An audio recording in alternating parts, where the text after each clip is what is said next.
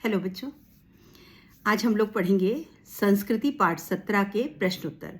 इसके सारांश हम लोग पिछले वीडियो में डिस्कस कर चुके हैं, तो आज इसके आपके प्रश्न अभ्यास जो है उसको देखिए। आपकी पाठ्य पुस्तक का जो टेक्स्ट बुक क्वेश्चंस हैं उसमें पहला प्रश्न है, लेखक की दृष्टि से सभ्यता और संस्कृति की सही समझ अब तक क्यों नहीं बन पाई। लेखक, आपको इस प्रश्न का अर्थ समझना है कि लेखक जो है वो क्यों कह रहा है कि अब तक लोग समझ नहीं पाए हैं कि सभ्यता और संस्कृति में अंतर क्या है।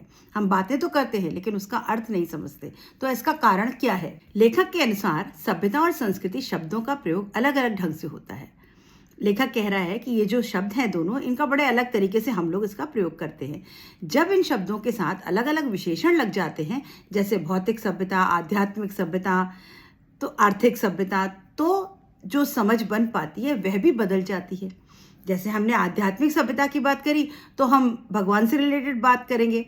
अगर हमने भौतिक सभ्यता की बात करी तो हम अपनी सुख सुविधाओं, पैसे रुपए की बात करेंगे। आध्यात्मिक से हमारा विषय परिवर्तन हो गया भौतिक की तरफ, तो यहाँ पर समझ जो है वो भी बदल जाती है। इसी कारण लेखक की दृष्टि में इस शब्द को सही समझ अब तक नहीं बन पाई है। इसीलिए कोई एक पक्की समझ जो है वो अब तक नहीं बन पाई। ये इसका कारण है क्योंकि हम उसके आगे जो विशेषण लगा देते हैं उस वजह से हम सही मायने में संस्कृति और सभ्यता को अभी तक समझ नहीं पाए। प्रश्न 2 देखिए। आग की खोज एक बहुत बड़ी खोज मानी जाती है। इस खोज के पीछे रही प्रेरणा के मुख्य स्रोत क्या रहे होंगे। अभी आग की खोज की गई, ये हमारे इतिहास में एक बड़ा इवेंट माना जाता है कि आग की खोज हुई, और उस खोज के बाद हमने और धीरे धीरे विकास किया।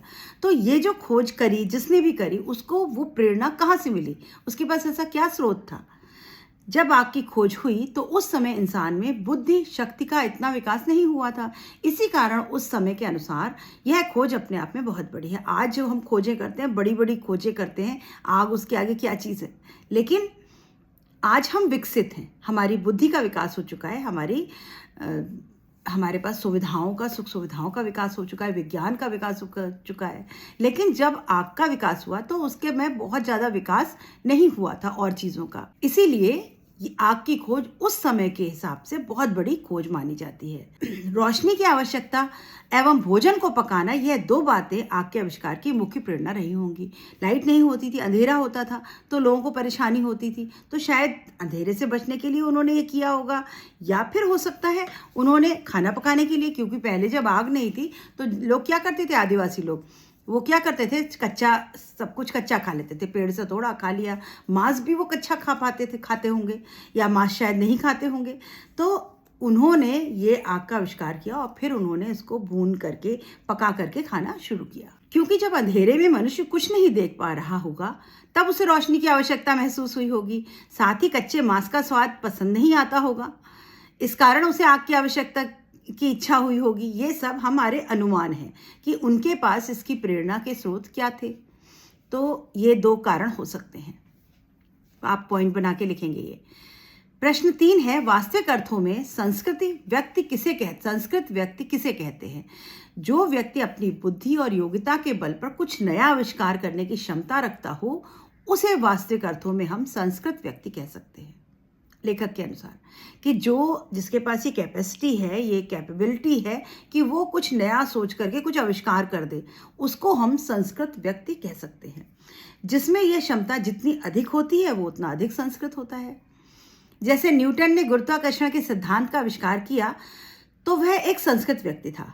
आज विद्यार्थी को इस विषय पर न्यूटन से अधिक ज्ञान है, परंतु उन्होंने इस विषय का आविष्कार नहीं किया, इसीलिए उन्हें संस्कृत नहीं कहा जा सकता। न्यूटन के गुरुत्वाकर्षण के नियम का प्रयोग करके आज हम बहुत सी चीज़ें बनाते हैं और हमारे पास ज्ञान जो है वो हमारा बहुत बढ़ गया है। वो ज्ञान न्यूटन को भी नहीं होगा, उस समय न्यूटन के पास इतना ज्ञान नहीं था। लेकिन फिर भी हम संस्कृत नहीं कह ला सकते, क्योंकि हमारा जो बेस, हमारा आधार ज्ञान है वो है न्यूटन का गुरुत्वाकर्षण का नियम, और वो किसने आविष्कार किया, न्यूटन ने। तो वो संस्कृत कहलाया और हम सभ्य कहलाए, क्योंकि हमने उस ज्ञान को आगे बढ़ाया और उस ज्ञान का प्रयोग करके हमने आगे कोई विकास किया। चौथा प्रश्न है, न्यूटन के संस्कृत मानव कहने के पीछे कौन से तर्क दिए गए, न्यूटन को संस्कृति क्यों कहा गया, अभी जो हमने प्रश्न पढ़ा उसी को आप पॉइंट बना करके लिख सकते हैं कि न्यूटन द्वारा प्रतिपादित सिद्धांतों एवं ज्ञान को किसी दूसरी बारीकियों को जानने वाले लोग भी संस्कृत नहीं कहला सकते। क्यों? अभी न्यूटन को तो हम संस्कृत कहते हैं, लेकिन न्यूटन के द्वारा जो सिद्धांत बनाया गया उस ज्ञान को, उसकी बारीकियों को जानने वाले लोगों को, यानी हम लोगों को संस्कृत क्यों नहीं कहा जाता? इसीलिए नहीं कहा जाता क्योंकि वो ज्ञान हमारे पास हमारे पूर्वजों से हमको मिला। संस्कृत मानव उसे कहा जाता है जो अपनी बुद्धि, शक्ति और योग्यता के बल पर कोई नया आविष्कार करे। हमने कुछ नया नहीं किया, हमने पुराने ज्ञान को लेकर के कुछ आगे बढ़ाया है। न्यूटन ने अपनी इस योग्यता के बल पर गुरुत्वाकर्षण के सिद्धांतों की खोज की, इसलिए उसे संस्कृत मानव कहा जा सकता है। आज के समय में इस विषय पर लोगों के पास और अधिक जानकारी है, परंतु उन्हें न्यूटन से अधिक सभ्य कहा जा सकता है, लेकिन संस्कृत नहीं कहा जा सकता। हम न्यूटन से अधिक सभ्य हैं क्योंकि हमारे पास ज्ञान अधिक है, लेकिन हम संस्कृत नहीं हैं। ऐसा इसलिए क्योंकि न्यूटन ने इस विषय की खोज की थी और आज उसे ही आगे बढ़ाया जा रहा है। तो खोज जिसने की उसे संस्कृत कहा जाएगा, जिसके पास खोज करने की क्षमता है, शक्ति है, उसे हम संस्कृत कहेंगे, और उस ज्ञान को आगे बढ़ाने वाले को हम सभ्य कहेंगे। यही 2 बातें इसमें याद रखने की हैं बच्चों। सारे प्रश्न आपके इन्हीं 2 बातों पर टिके हुए हैं। प्रश्न 5, किन महत्वपूर्ण आवश्यकता की पूर्ति के लिए सुई धागे का आविष्कार किया गया होगा? अब आग का तो हमने 2 अनुमान लगा लिए, अभी सुई धागे का प्रयोग किस वजह से किया गया होगा? जब मनुष्य को अपने शरीर को ढकने और सर्दी से बचाने की आवश्यकता महसूस हुई होगी, तब उसने सुई धागे की खोज की होगी। साथ ही मनुष्यों को अपने शरीर को सजाने की आवश्यकता हुई होगी, तो 2 कपड़ों के टुकड़ों को जोड़ने के लिए उसको सुई धागे की आवश्यकता महसूस हुई होगी। तो यहाँ भी आप 2 कारण लिख सकते हैं कि जाड़ा, गर्मी, बरसात से हमें अपने शरीर को ढकना पड़ता है, तो हम उसे इस वजह से हमने सुई धागे का आविष्कार किया होगा, या फिर 2 टुकड़े कपड़े के मिले पर अब वो पूरे नहीं आ रहे हैं तो उनको जोड़ने के लिए उसका आविष्कार किया गया होगा। तो ये 2 कारण आप सुई धागे के आविष्कार की प्रेरणा के लिए लिख सकते हैं। मानव संस्कृति एक अविभाज्य वस्तु है, किन्हीं 2 प्रसंगों का उल्लेख कीजिए। अब यहाँ पर का और खा 2 प्रश्न है। पहला प्रश्न है कि ऐसे कोई उल्लेख करने कि मानव संस्कृति को जब बांट दिया गया हो। तो आपको 2 उदाहरण देने हैं। मानव संस्कृति को वर्ण व्यवस्था और धर्म के नाम पर विभाजित करने की चेष्टा की जाती है। बहुत बार वर्ण व्यवस्था के नाम पर जात पात का विभाजन देखा गया, और दूसरी तरफ धर्म के नाम पर विभाजन होते हैं, जिसका परिणाम हम भारत पाकिस्तान के रूप में देख सकते हैं।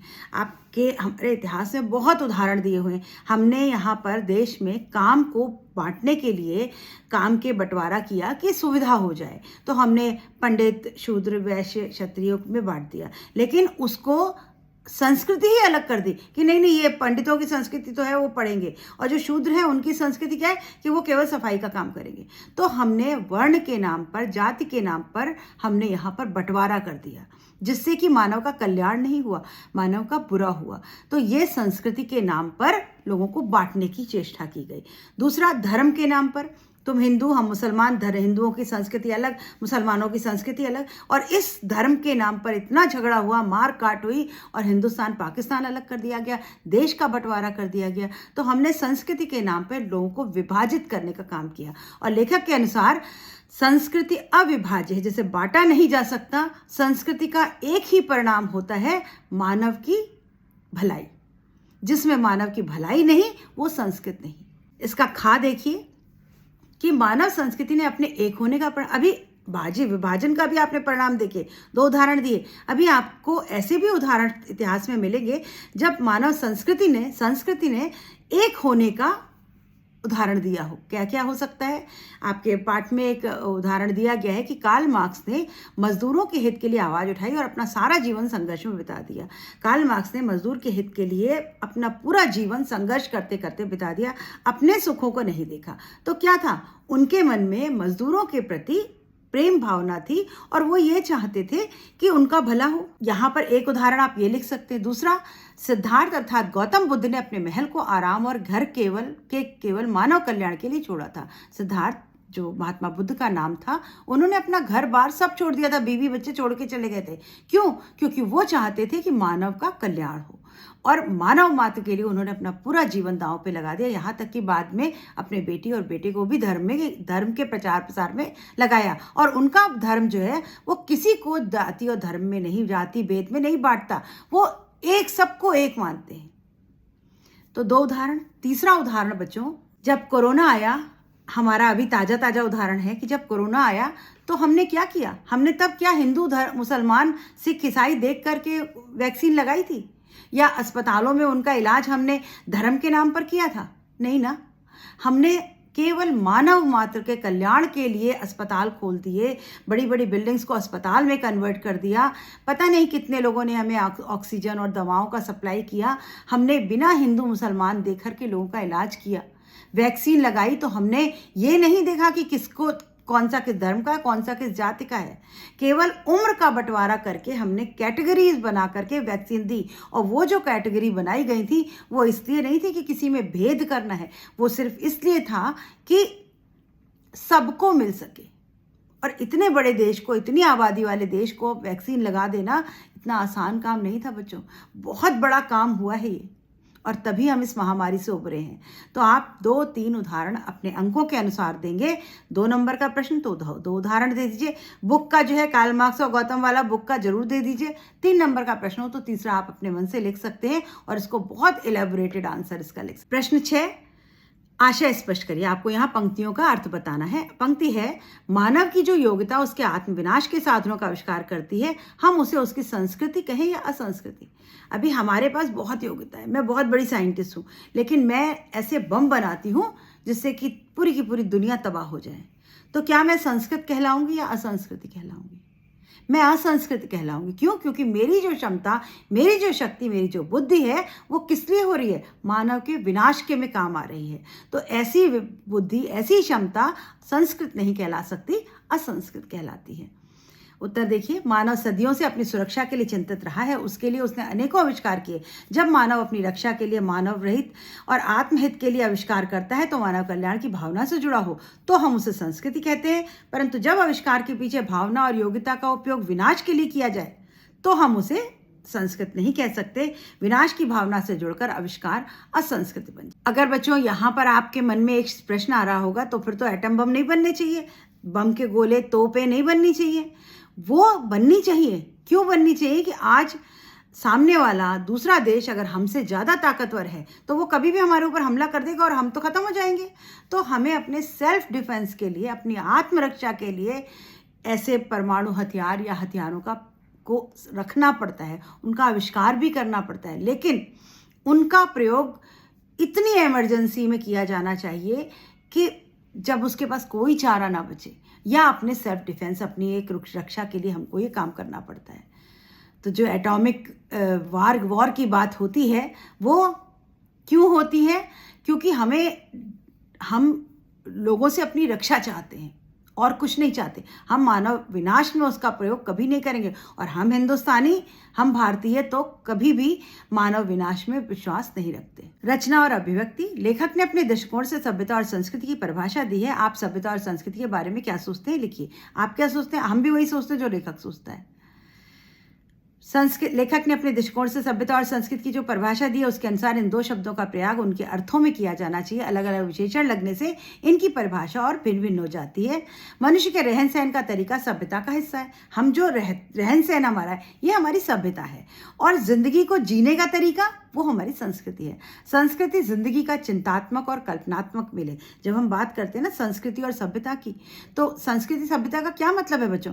सभ्यता जो हम कपड़े पहन रहे हैं, बोलने का ढंग, बात करने का ढंग, हमारा ज्ञान, ये सभ्यता है। संस्कृति जो हमारे पास हमारे पूर्वजों से मिली है हमको, वो धरोहर, वो शक्ति हमारी संस्कृति है। और वो कैसे है? हमारी जिंदगी का चिंतात्मक, कलात्मक मेल है। हम क्या सोचते हैं, हम क्या कल्पना करते हैं, हमारे अंदर क्या है, हम कैसे हैं, हम विनाशकारी बुद्धि के हैं या हम हितकारी बुद्धि के हैं, ये हमारी संस्कृति है जो जिंदगी को संपन्न बनाती है। और हमारी जो संस्कृति है वो हमारी ज़िंदगी को संपन्न यानी समृद्ध, प्रॉस्पेरिटी देती है। सभ्यता को संस्कृति का परिपक्व रूप भी माना जा सकता है। सभ्यता को संस्कृति का परिपक्व मतलब मैच्योर। हम अगर सभ्य हैं और हम संस्कृत भी हो गए तो इसका मतलब है कि हम कंप्लीट मनुष्य हैं। सभ्यता, अगर हम सभ्य हैं तो हमारे अंदर हो सकता है संस्कृति का ह्रास हो या संस्कृति ना हो हमारे पास। तो अगर हमारे पास संस्कृति और सभ्यता दोनों है तो हम एक परिपक्व या एक मैच्योर मानव हो जाते हैं।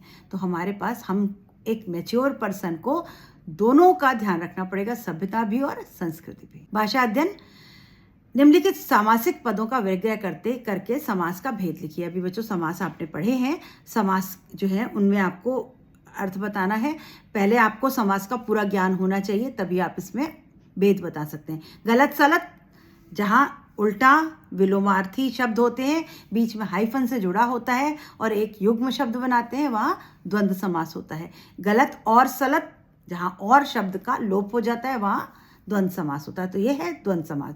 आत्मविनाश, आत्मा का विनाश, तोड़ के देखेंगे, संधि विच्छेद करेंगे, जहाँ पर का, के, की, पा, पे, ते, ने, में, पर आ रहा हो, वहाँ तत्पुरुष समास। यहाँ पर कारक का लोप हुआ है।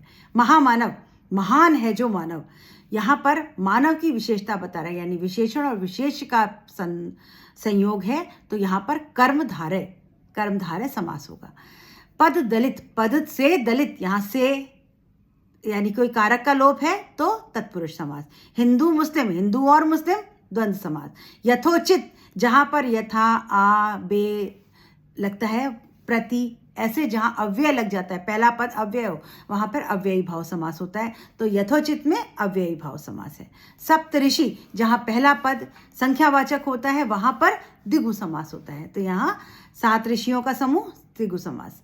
सुलोचना, सुंदर लोचन है जिसके, सु मतलब सुंदर, लोचन मतलब आंखें, जिसकी आंखें सुंदर है, वहाँ कर्मधारय समास। अभी यहीं पर सुलोचना अर्थात सीता, सुलोचना अर्थात राधा, अगर कोई तीसरे की तरफ इशारा हो जाता तो बहुब्रीहि हो जाता, पर यहाँ पर ऐसा नहीं है, तो कर्मधारय है। तो उम्मीद करती हूँ बच्चों आपको इसके प्रश्न सब समझ में आ गए होंगे, और जितने प्रश्न आपकी पाठ्य पुस्तक में हैं इतने काफ़ी हैं, सफिशिएंट हैं। इन्हीं प्रश्नों को घुमा करके, थोड़ा बहुत भाषा का फेरबदल करके आपसे प्रश्न पूछे जाएंगे। तो उम्मीद करती हूँ आपको पाठ समझ में आ गया होगा। एक प्रश्न तो बच्चों इस पाठ से आएगा ही आएगा बोर्ड में, तो अपने इस पाठ को पढ़िए, वीडियो को देखिए। एक बार में समझ में नहीं आता तो वीडियो रिपीट करके देखिए। और बच्चों, मुझे बिल्कुल पता नहीं चल रहा है कि आप वीडियो पूरा देखते भी हैं कि नहीं, आप अंत तक आते हैं कि नहीं। मैं हर वीडियो के आखिर में बोलती हूँ लाइक शेयर सब्सक्राइब करो, कमेंट करो। बच्चों मुझे बताओ कि आपको कैसा लग रहा है। मुझे उम्मीद है आप मेरी बात समझ रहे होंगे। मिलते हैं अगले वीडियो में अगले पार्ट के साथ। Goodbye, all the best.